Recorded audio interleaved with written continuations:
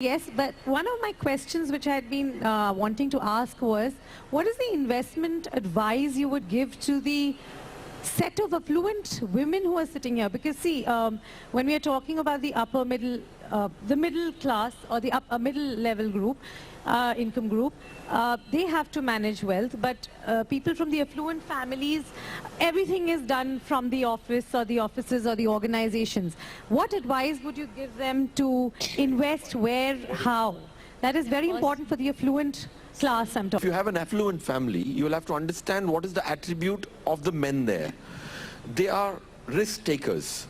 What happens generally is they forget risk mitigation. Now, very importantly, when you're managing a lot of affluent families, you realize that every signature a person is doing, he's bringing in risk of litigation, bringing in risk of attachment to the entire family. Affluent families have already acclimatized themselves to a specific lifestyle. Okay, so in India, there are 3 methods to create encumbrance-free assets. Okay, what are those 3 methods? Has your family used them? So you'll have to take specific advice. So the one point I'm making is focus on risks, because in the good times, people forget risk mitigation, point 1.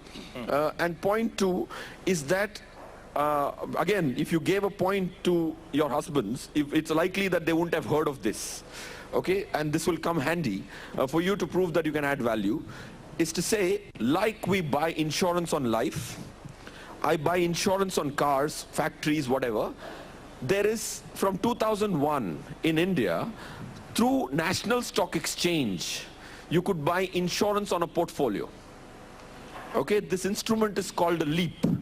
Okay, if you asked your question, the biggest dilemma for an investor is market niche jayegi, upar jayegi. This is the biggest dilemma. If there was an instrument to protect your portfolio against any market crash, 2008 happens twice bigger. If you have a portfolio, that's called a LEAP. And most affluent families don't use a LEAP. So point 1, risk is the key thing which you should focus on, and try and create and make sure that your husband's risk don't spill over on you. I have to make a declaration. I never knew that, there is an insurance available at the National Stock Exchange, so that the fluctuations of market does not hit the middle income family that is enamored by equity, but is always the ones to suffer when there is a humongous crash. So those are the lessons that we take back.